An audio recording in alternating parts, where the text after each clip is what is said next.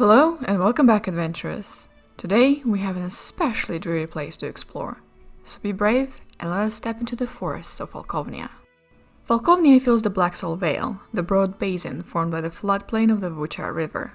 Gifted with the rich black soil that gives the region its name, Falkovnia contains rolling lowlands and fertile fields and vast lush forests. The wall of the Sleeping Beast Mountains spares Falkovnia from the frigid northwestern winds that plague Lamordia. Instead, it enjoys a climate that has helped the nation get its reputation as the breadbasket of the core. Were it not for the current leadership of the nation, the majority of the citizens would find much more fortune in the use of these agricultural resources. The southward flow of the Vuchar River divides the landscape of western Falkovnia. Once an essential trade conduit from the northern core, this broad waterway's utility has diminished greatly since the Requiem. Today, Necropolis straddles the Vuchar River in the heart of Darkon, its deadly shroud blocking river traffic between eastern and western Darkon, gathering even more ill will between two neighbors. The northern part of Falkovnia is dominated by the Scythe's Crescent, the domain's prime agricultural region. Beginning just south of the Western Timori Road near Lekar, the waving golden fields of the Crescent extend toward Tilbervas and Eri. Here, Falkovnian peasants work the long fields of golden wheat and bountiful orchards, producing the exports throughout the core. Despite the clearing of wooded areas this cultivation requires, thick stands of Falkovnia's dark forests dot the region, providing a haven for wildlife. On the north stands the Duncan Hellsward, a dark extension of Darkon's Forest of Shadows. South of the Timori Road, the Scythe's Crescent gives way to the equally dark Seelywold and the ancient forest of Falkovnia's heart. Many native peasants tell tales of woodsmen who discovered enchanted groves and haunted ruins within its blackness. The Vigilia di Mortia forest, so named for its legendary Sentries of Death, rises to the east of Morfenzi and Eri. Here, the woods become sparser and soil grows increasingly rocky as the land approaches Balinox. The trees here suffer from a strange blight that creates the Sentries of Death. The afflicted trees lose their leaves and bark, with only a dead, dried white trunk left behind.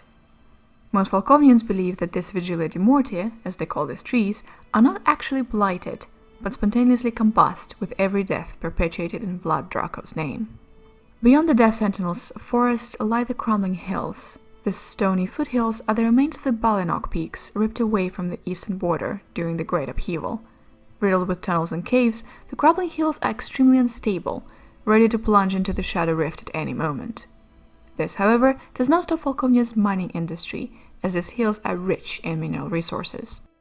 In addition to Vuchar River, Falkovnia's freshwater resources include several breathtakingly beautiful lakes.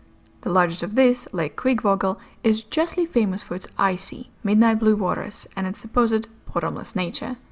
The city of Silbervas overlooks Lake Kriegvogel, its fishing nets harvesting the crystal clear waters. In addition to the Vuchar and Musardi rivers, Falkovnia contains a number of other waterways. Near the Darkonian border runs the Drogak River. Once, this river poured through from the springs in the cold Gehenna's wastes, cutting a broad course along the Darkonian border. Now, it is but a shadow of its former self. Today, the Grashan River, a tributary of the Drogak, provides the majority of the river's westward flow. The point at which the Grashan meets the Drogak is known as Grashan Falls, and is a home to a small village of the similar name. According to Dr. van Richten, the field Elspeth entered the land of the mists here by possessing a young woman. Falkovnia's cities connect via an extensive and continuously maintained system of roads. Despite the domain's great natural beauty, the settlements lack any aesthetic sense. Falkovnia's buildings come in two simple varieties. The first, the style used for the common structures such as hoes and taverns, consists of squat, crumbled, blocky buildings of unfinished stone and wood, possessing thatched roofs and bearing marks of shoddy construction. The constructions of Falkovnia's military government employ a second style, characterized by impersonal monolithic buildings fashioned of grey stone. These monstrously ugly, wasteful hulks tower over the surrounding structures, augmenting the oppressive air of Falkovnian settlements. Falkovnia's cities are ill-kept and filled with garbage, built in a crumbed, haphazard fashion that inevitably leads to overcrowding, with unpaved streets long since turned into morasses of clinging mud. Falkovnia's cities are cesspits of squalor and urban blight that rival the worst excesses of Novavasan settlements. In addition, all Falkovnia settlements are fortified, be it stone walls or palisades of sharpened tree trunks. In the rural Falkovnia, explorers may find a variety of ruins left from an array of civilizations. The largest of these ruins are castles and keeps, built during the Age of Silver Kingdoms. The ruins, though, are difficult to pin down. Accounts state that the landscape seems to twist and skew when adventurers attempt to find their way back to a previously discovered site. Though the white stones of Silver Kingdoms faded long ago and the ravages of untold wars have gutted the structures, rumors persist among the peasantry, claiming that the treasures of old remain untouched in the dark heart of Falkovnia's wilds. Beside the Silver Kingdom ruins, a variety of entrances to the tombs and crypts harboring ancient dead litter rural Falkovnia. These inexplicable catacombs display a stunning variety based on cultures all around the core and beyond. Some crypts run deep enough to pose a danger to Falkovnian mines. Once before, Falkovnian miners have broken throughout the ancient mine tunnels of dwarven design during their excavations, disturbing angry spirits and strange aberrations. The dwarven slaves who work the mines alongside Falkovnian laborers call these tunnels the Hrakizam and view them with obsessive, morbid dread. According to the dwarven legend, it used to be an ancient prison constructed to house the abominations, unearthed as the dwarves dwelled deeper and deeper beneath the surface. Falkovnia is a home to a dense blanket of old-growth forests that support massive specimens from a wealth of species. A curious property of the domain's trees is the unusual black bark. Not only do all the trees share this dark hue, but saplings and typically light bark species exhibit this black coloration.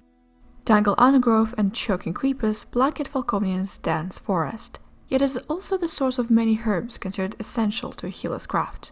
In addition to these essentials, a Falkovnia creeper known locally as Apfeldeus is a potent source of anesthetic medicine. Unfortunately, too many commoners know this property, and chew Apfeldeus leaves as an escape from the harsh reality of their lot. The forests of Falkovnia support a variety of wildlife that is now considered to be in danger. Initially reported in 751 Barovian calendar, a blight now affects a small but gradually growing number of animals. The disease is characterized by squirming cancerous growths that slowly overtake and replace the infected animal until all that remains is a massive, animal-shaped growth. The source of the disease is unknown, but my research indicates an unnatural cause. Falkovnia's wild places hide more fantastic beasts than mundane wildlife. Woodsmen and rangers have reported sightings of griffins and hippogriffs, animals frequently seen on the personal standards of Dracos General. Giant insects known as ankegs pose a common problem in the fields and orchards of the Scythe Crescent. The remains of the helpless adventurers mark the crumbling hills as home to basilisks, while wyverns are sometimes sighted in a flight near the lip of the Shadow Rift. It in itself is a breeding ground for all manner of fey creatures. A particularly effective coalition of lesser humanoid vermin further challenges Darkov. Called the spawn of the lizard, these beasts form a law unto themselves midway more fancy and airy. Led by a kobold of unusual size and intelligence called the Basilisk, the swarm employs guerrilla tactics against Drakov's hidebound soldiers, and often goads goblins that plague the eastern Falkovnia into helping them.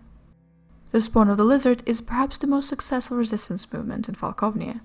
Only the work of legendary warrior Gontikal has proven more successful. Thank you so much for your time, patient listeners. Falkovnia is a dangerous place, full of even more dangerous people.